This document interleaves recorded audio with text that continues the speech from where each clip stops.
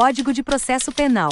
Título 3º. Da ação penal. Artigo 24. Nos crimes de ação pública, esta será promovida por denúncia do Ministério Público, mas dependerá, quando a lei o exigir, de requisição do Ministro da Justiça, ou de representação do ofendido ou de quem tiver qualidade para representá-lo. Parágrafo 1º. No caso de morte do ofendido ou quando declarado ausente por decisão judicial, o direito de representação passará ao cônjuge, ascendente, descendente ou irmão. Parágrafo 2º. Seja qual for o crime, quando praticado em detrimento do patrimônio ou interesse da União, Estado e município, a ação penal será pública. Artigo 25. A representação será irretratável, depois de oferecida a denúncia. Artigo 26. A ação penal, nas contravenções, será iniciada com o auto de prisão em flagrante ou por meio de portaria expedida pela autoridade judiciária ou policial. Artigo 27. Qualquer pessoa do povo poderá provocar a iniciativa do Ministério Público, nos casos em que caiba a ação pública, fornecendo-lhe, por escrito, informações sobre o fato e a autoria e indicando o tempo, o lugar e os elementos de convicção.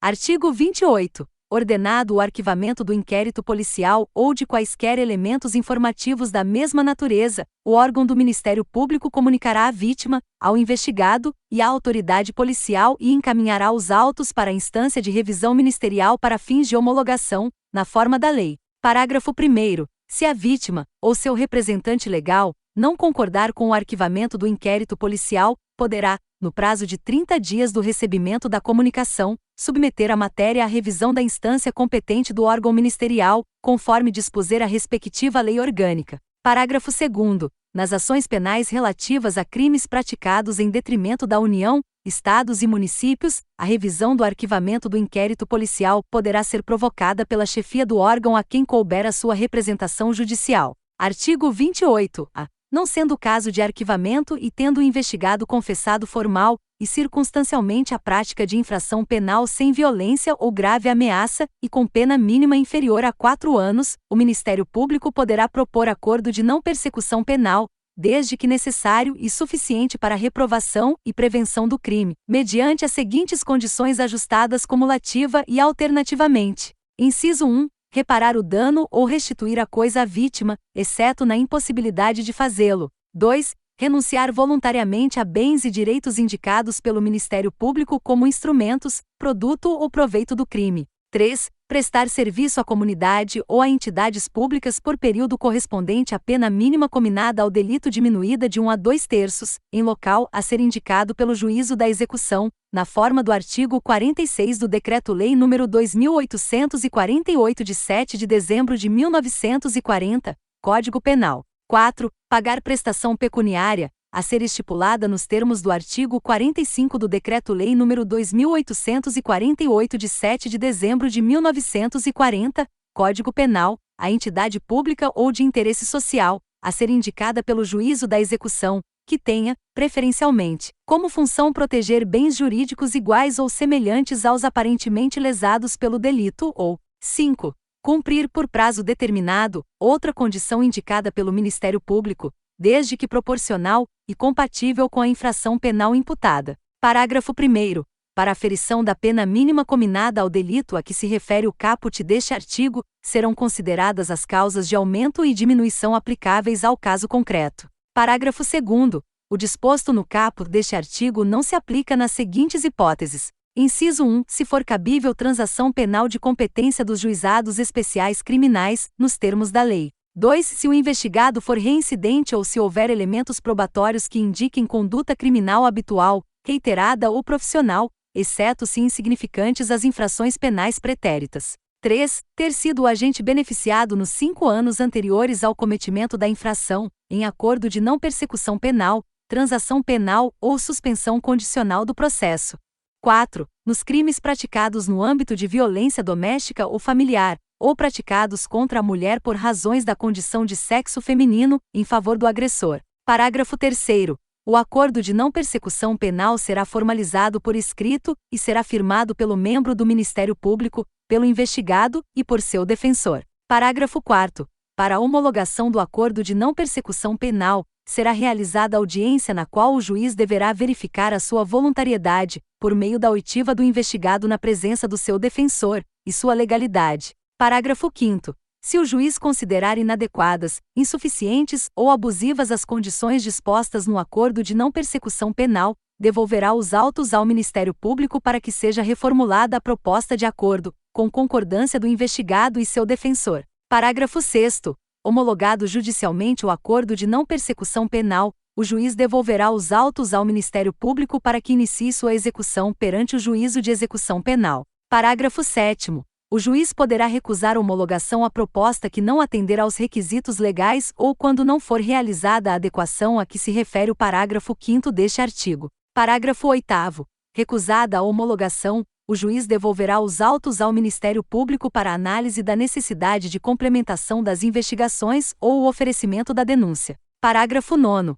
A vítima será intimada da homologação do acordo de não persecução penal e de seu descumprimento. Parágrafo 10. Descumpridas quaisquer das condições estipuladas no acordo de não persecução penal, o Ministério Público deverá comunicar ao juízo, para fins de sua rescisão e posterior oferecimento de denúncia. Parágrafo 11.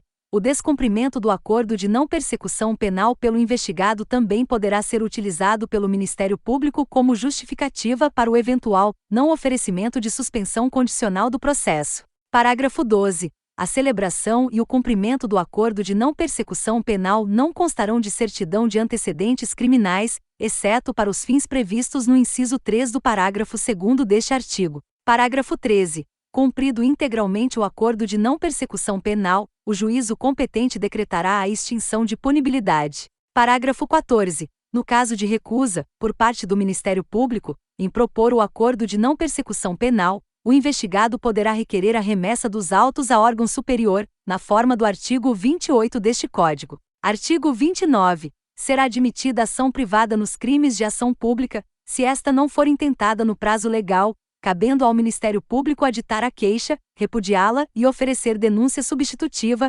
intervir em todos os termos do processo, fornecer elementos de prova, interpor recurso e, a todo tempo, no caso de negligência do querelante, retomar a ação como parte principal. Artigo 30. Ao ofendido ou a quem tenha qualidade para representá-lo caberá intentar a ação privada. Artigo 31. No caso de morte do ofendido ou quando declarado ausente por decisão judicial, o direito de oferecer queixa ou prosseguir na ação passará ao cônjuge, ascendente, descendente ou irmão. Artigo 32. Nos crimes de ação privada, o juiz, a requerimento da parte que comprovar a sua pobreza, nomeará advogado para promover a ação penal. Parágrafo 1º. Considerar-se-á pobre a pessoa que não puder prover as despesas do processo, sem privar-se dos recursos indispensáveis ao próprio sustento ou da família. Parágrafo 2º. Será prova suficiente de pobreza o atestado da autoridade policial, em cuja circunscrição residir o ofendido.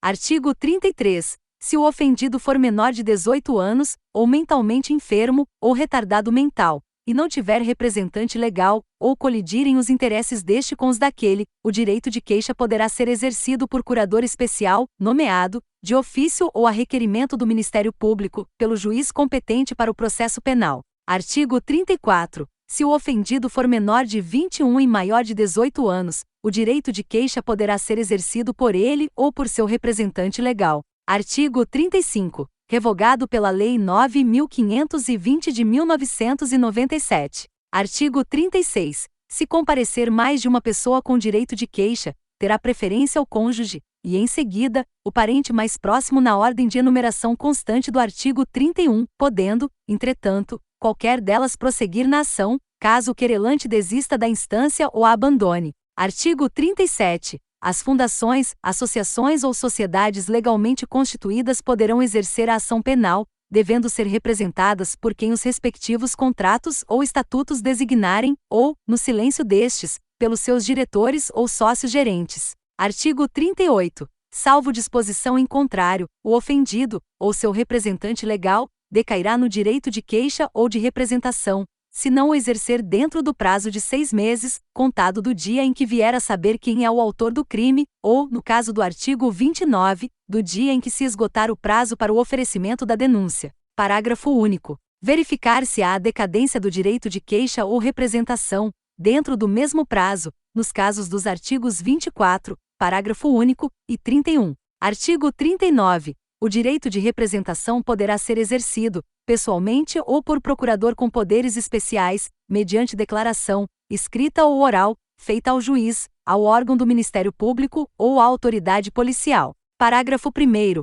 A representação feita oralmente ou por escrito, sem assinatura devidamente autenticada do ofendido, de seu representante legal ou procurador, será reduzida a termo, perante o juiz ou autoridade policial, presente o órgão do Ministério Público, quando a este houver sido dirigida. Parágrafo 2º. A representação conterá todas as informações que possam servir à apuração do fato e da autoria. Parágrafo 3º. Oferecida ou reduzida a termo a representação, a autoridade policial procederá a inquérito, ou, não sendo competente, remetê-lo à autoridade que o for. Parágrafo 4º. A representação, quando feita ao juiz ou perante este reduzida a termo, será remetida à autoridade policial para que esta proceda a inquérito. Parágrafo 5º. O órgão do Ministério Público dispensará o inquérito, se com a representação forem oferecidos elementos que o habilitem a promover a ação penal, e, neste caso, oferecerá a denúncia no prazo de 15 dias. Artigo 40. Quando, em autos ou papéis de que conhecerem, os juízes ou tribunais verificarem a existência de crime de ação pública, remeterão ao Ministério Público as cópias e os documentos necessários ao oferecimento da denúncia. Artigo 41. A denúncia ou queixa conterá a exposição do fato criminoso, com todas as suas circunstâncias, a qualificação do acusado ou esclarecimentos pelos quais se possa identificá-lo, a classificação do crime e, quando necessário, o rol das testemunhas. Artigo 42. O Ministério Público não poderá desistir da ação penal. Artigo 43. Revogado pela Lei 11.719 de 2008. Artigo 44. A queixa poderá ser dada por procurador com poderes especiais, devendo constar do instrumento do mandato o nome do querelante e a menção do fato criminoso, salvo quando tais esclarecimentos dependerem de diligências que devem ser previamente requeridas no juízo criminal. Artigo 45. A queixa, ainda quando a ação penal for privativa do ofendido, poderá ser aditada pelo Ministério Público, a quem caberá intervir em todos os termos subsequentes do processo. Artigo 46. O prazo para oferecimento da denúncia, estando o réu preso, será de 5 dias, contado da data em que o órgão do Ministério Público receber os autos do inquérito policial, e de 15 dias, se o réu estiver solto ou afiançado. No último caso, se houver devolução do inquérito à autoridade policial. Artigo 16. Contar-se-á o prazo da data em que o órgão do Ministério Público receber novamente os autos. Parágrafo 1º. Quando o Ministério Público dispensar o inquérito policial, o prazo para o oferecimento da denúncia contar-se-á da data em que tiver recebido as peças de informações ou a representação. Parágrafo 2º. O prazo para o aditamento da queixa será de 3 dias, contado da data em que o órgão do Ministério Público receber os autos, e se este não se pronunciar dentro do tríduo, entender-se-á que não tem o que aditar, prosseguindo-se nos demais termos do processo. Artigo 47. Se o Ministério Público julgar necessários maiores esclarecimentos e documentos complementares ou novos elementos de convicção, deverá requisitá-los, diretamente, de quaisquer autoridades ou funcionários que devam ou possam fornecê-los. Artigo 48. A queixa contra qualquer dos autores do crime obrigará ao processo de todos, e o Ministério Público velará pela sua indivisibilidade. Artigo 49. A renúncia ao exercício do direito de queixa, em relação a um dos autores do crime, a todos se estenderá. Art. 50. A renúncia expressa constará de declaração assinada pelo ofendido, por seu representante legal ou procurador com poderes especiais. Parágrafo único. A renúncia do representante legal do menor que houver completado 18 anos não privará este do direito de queixa, nem a renúncia do último excluirá o direito do primeiro. Artigo 51.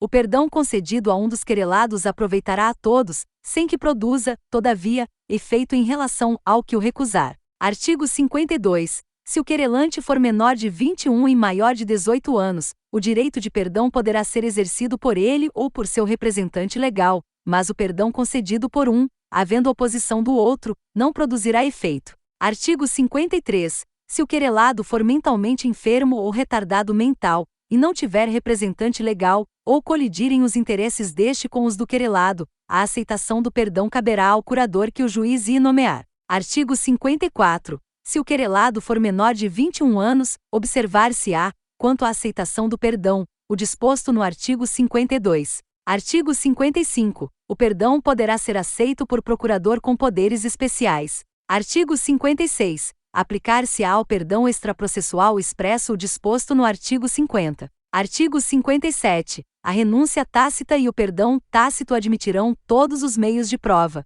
Artigo 58. Concedido o perdão, mediante declaração expressa nos autos, o querelado será intimado a dizer, dentro de 3 dias, se o aceita, devendo, ao mesmo tempo, ser cientificado de que o seu silêncio importará a aceitação. Parágrafo único. Aceita o perdão, o juiz julgará extinta a punibilidade. Artigo 59. A aceitação do perdão fora do processo constará de declaração assinada pelo querelado, por seu representante legal ou procurador com poderes especiais. Artigo 60. Nos casos em que somente se procede mediante queixa, considerar-se-á perempta a ação penal. Inciso 1. Quando, iniciada esta, o querelante deixar de promover o andamento do processo durante 30 dias seguidos. 2. Quando, falecendo o querelante, ou sobrevindo sua incapacidade, não comparecer em juízo, para prosseguir no processo, dentro do prazo de 60 dias, qualquer das pessoas a quem couber fazê-lo, ressalvado o disposto no artigo 36.